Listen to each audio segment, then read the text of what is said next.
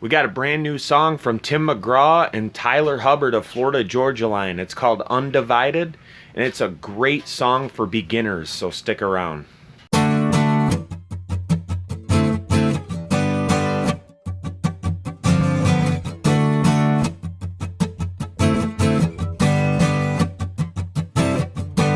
bars are all packed and everybody wants to go. We got the standard tune guitar today, and we are going to capo up to the 3rd fret.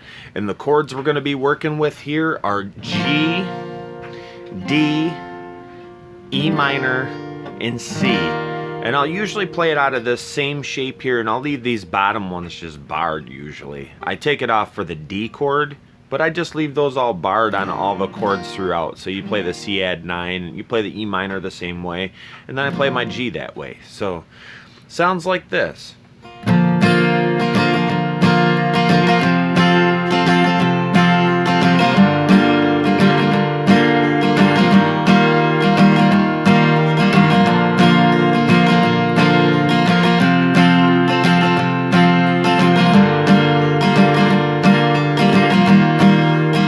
So what we're doing is G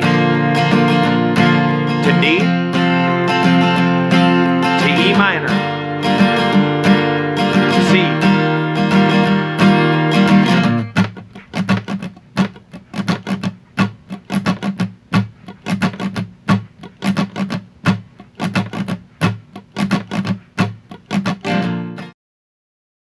And that is basically all it does for the verse and the chorus and all the way through the song. So it's really straightforward. I showed you a version of the picking and how we're doing that. There's a couple different ways you can do that picking. Sometimes I get asked about what the strumming pattern is on these songs, and the reason I don't put that in these lessons is because for me personally, I don't feel like that helped me at all. The best way to describe it is if you're listen to the whole song and listen to the groove, the drums and the bass, the body of the song, the very middle of the song, and the rhythm that they're carrying there. That's what you're going to be doing with acoustic guitar. It's a percussive instrument, really. It's almost, which percussive means it's almost like a drum instrument in a lot of ways. Your strumming hand, your right hand, is really actually almost creating a beat or getting in the pocket with the other rhythm instruments. So you're going to listen to the drums actually a lot more than what trying to hear the guitars, because in a lot of these recordings it's hard to hear that guitar. It almost just comes off as like a chingy sound in the background to people that didn't develop a good musical ear yet. So to start out, I would listen more to the hi-hat, the tempo that's keeping the tempo in the song. Listen more to the hi-hat, the bass drum, and the snare hits. And a lot of times you're just accenting those down hits. When that snare hits, you're just accenting it with the guitar. And you're just creating that rhythm just to stay in the pocket there and create that balance in the song. So that's what you're really going for. Going like down, up, I can only hit it. I don't think that does anybody any good.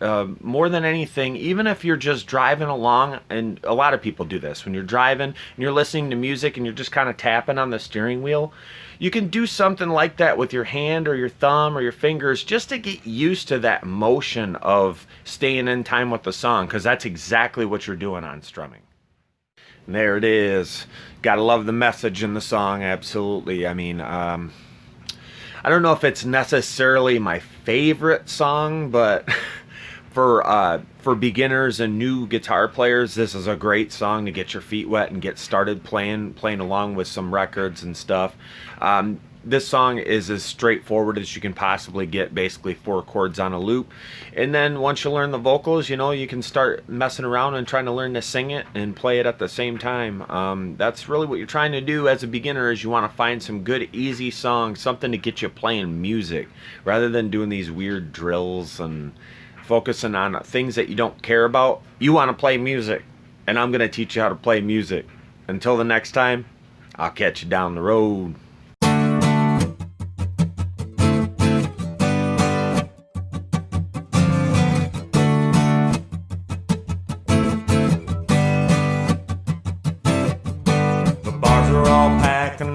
everybody wants to